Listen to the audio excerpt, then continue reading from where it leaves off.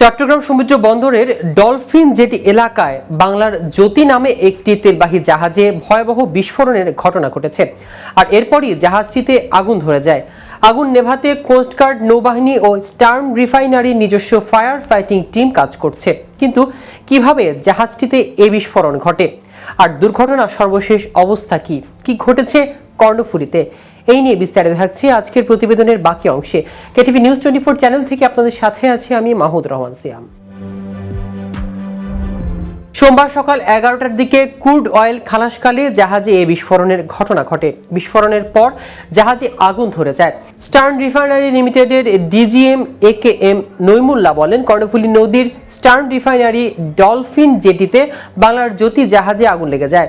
জাহাজের সবাই নিরাপদে নেমে গেছেন, তবে আগুন এখনো নিয়ন্ত্রণে আসেনি। আগুন লাগার পর জাহাজ থেকে বের হওয়া কালো ধোঁয়ার কুণ্ডুলিতে ভয়াবহ পরিস্থিতি তৈরি হয়েছে। এলাকায় আতঙ্ক ছড়িয়ে পড়ে, তবে জাহাজের সবাই নিরাপদে বের হয়ে আসায় স্বস্তি প্রকাশ করা হয়েছে। বাংলাদেশ শিপিং কর্পোরেশনের মালিকানাধীন MT বাংলার জ্যোতি বেশ পুরনো ট্যাঙ্কার। জাহাজটি বহিনোঙ্গরে অবস্থান করা মাদার ট্যাঙ্কের থেকে ক্রুড অয়েল খালাস করে ইন্টার্ন রিফাইনারিতে পৌঁছানোর কাজ করে। ঘটনার ব্যাপারে বাংলাদেশের পেট্রোলিয়াম কর্পোরেশন একটি তদন্ত কমিটি গঠন করা হয়েছে। এদিকে পূর্ব ঘোষণা দিয়ে সাভারের বনগ্রাম ইউনিয়নে একটি মাজারে হামলা সহ আগুন দেওয়ার খবর পাওয়া গেছে। সোমবার রাত 10টার দিকে বনগ্রাম ইউনিয়নের চাকুলিয়া গ্রামের মৌলানা কাজী সফরাজ উদ্দিন বাবার মাজার শরীফে এই ঘটনা ঘটে। এই ঘটনার 2 দিন আগে মাজারটিতে হামলার ঘোষণা দেওয়া হয়। রিপোর্টটি লেখা পর্যন্ত মাজারে হামলা চলমান রয়েছে। সামাজিক যোগাযোগ মাধ্যম ফেসবুকে সুফি আত্মপ্রকাশ নামে একটি পেজ থেকে লাইভে এসে আইনশৃঙ্খলা বাহিনীর কাছে সহায়তা চাইতে শোনা গেছে মাজারের লোকজনের। এছাড়া বাড়িটির চারপাশ থেকে বিভিন্নভাবে আক্রমণের জন্য ইটপাটকেল ছোড়া সহ আগুন দেওয়ার চিত্র দেখা গেছে।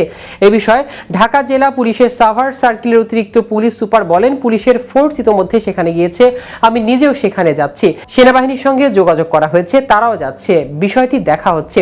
অন্যদিকে রাজধানীর ধানমন্ডিতে গ্যাস লিকেজ থেকে আগুন লেগে বাবা মা সহ শিশু দগ্ধ হয়েছে, তাদের অবস্থা আশঙ্কাজনক। শনিবার ভোর রাত 3:30টার দিকে শুক্রাবাদ 27 নম্বর রোডে বাজার মসজিদে পাশের গলিতে একটি বাসায় এই ঘটনা ঘটে। দগ্ধ নিপার মা জানান, চলতি মাসের 1 তারিখে শুক্রাবাদ বাজারের মসজিদের পাশে একটি বাড়ির নিচতলায় ভাড়া উঠেছিলেন টোটন নিপার দম্পতি। নিপার স্বামী টোটন কর্নার বাজারে মৎস্য আড়তে কাজ করেন, আর নিপা অন্যের বাসা বাড়িতে কাজ করেন। 3 সন্তানের জনক জননী তারা। তবে বড় ছেলে মেয়ে গ্রামের দাদা দাদির কাছে থাকে, ছোট ছেলে শারীরিক প্রতিবন্ধী বাজিদ বাবা মার সাথেই থাকে ওই বাসায়। তিনি জানান, ভোর 5টার দিকে নিপা নিজে ফোন দিয়ে তাকে জানান তাদের বাসায় আগুন লেগেছে, তাদের শরীর পুড়ে গেছে, তাদেরকে দ্রুত বাঁচানোর আকুতি জানান। এর বেশি আর কিছুই বলতে পারলেন না। তখন পরবর্তীতে ওই বাড়িওয়ালা ও প্রতিবেশীরা তাদের উদ্ধার করে বার্ন ইউনিটে নিয়ে আসেন।